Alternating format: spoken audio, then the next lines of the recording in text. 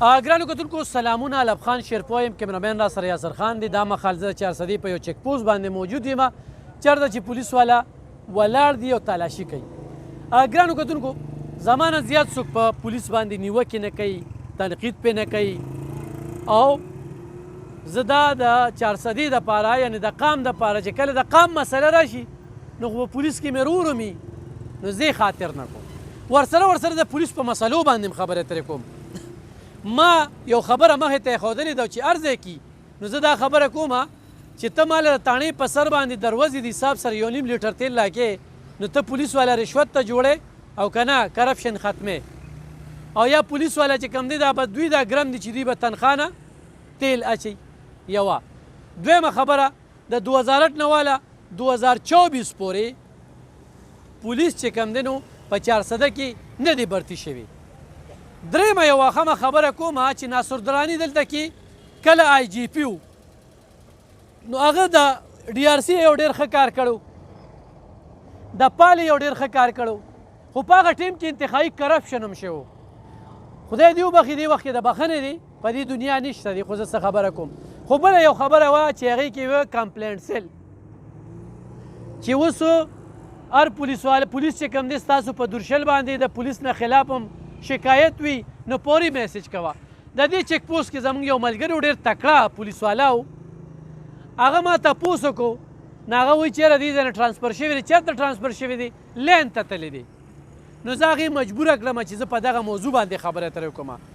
ګرانو کتونکو پولیس والا سره زموږ په څه نه لګي چې زموږ تالاشي کوي، پولیس والا سره زموږ په دې نه لګي چې دلته کې موږ ودرئ. خطا زه ودرولم، ولې زه پلاتون بچی یم ده زه ودرولم که نه هلکه دا د هغه ډیوټي ده. بیا وایي یاره په چک پوسټ باندې دا بارودي مواد څنګه راننوتل، نو دلته ورسره موږ تعاون نه کوو، او چې کله یې ودرو نو شکایت وکړو چې یاره زه پلانکي پولیس والا چې کوم دی زه ودرولم، ما سره رویه ټیک نه وه، په رویه باندې زه لین ته دغه شمه او په دې باندې د پولیس والا د ډیوټۍ نه اړه مات شي. نو زه به راتلونکي ډي پي او صاحب زما ته ډېر امیدونه دي، زما ورسره ډېر ښه تعلق دی، او چارسده کې چې په ماضي کې کومه ډیوټي کړې ده خو ډي اس پي و، خو اس پي انویسټیګیشن و، او ورسره د کمپلینټ سیل چیرمین و. نو زه ترې مطمئن پاتې شوی یم، زما ته دې وخته پورې څه ګیله نشته دی. په دې کې م دا غوښتنه کومه چې ډي پي او صاحب کم کسان انکوایري ته کښېنې چې هغه د پولیس والا د رویې نه او د دغه کردار نه خبر وي چې په هغه چا کمپلینټ کړی دی، دا کمپلینټ والا نوټ کول دي چې دې کاروبار څه کوي، د ده رویه څنګه ده، او ده ولې پولیس سره چې کوم دی نو په پولیس یې کمپلینټ وکړو. نو لحاظه چې کله پولیس والا په دې کې ګرم نه راځي نو چې د هغه خلاف خو هم کاروی کېږي. نور پولیس والا له موږ دعاګو یو، نوکرۍ ټول کوي، تنخواګانې هم اخلي، خو پولیس والا په دې شپه کې چې کوم دی دا تاسو ګورئ زمونږ په ډیري زرداد چک پوسټ باندې دغه شانې پولیس والا ولاړو، هغوی دغه شانې تالاشي کوله، او چې څنګه پولیس والا له لاس ورکړه نو هغه روغ راکوش او په دې ځای باندې ویشتل، دوه یې شهیدان کړل. نو د دې چک پوسټ د پولیس والا ډیوټي ډېره ګرانه ده، په هر ګاډي باندې نه وي لیکلي چې دا دهشتګرد دی، دا روانکارې دی، دا داري دا داري.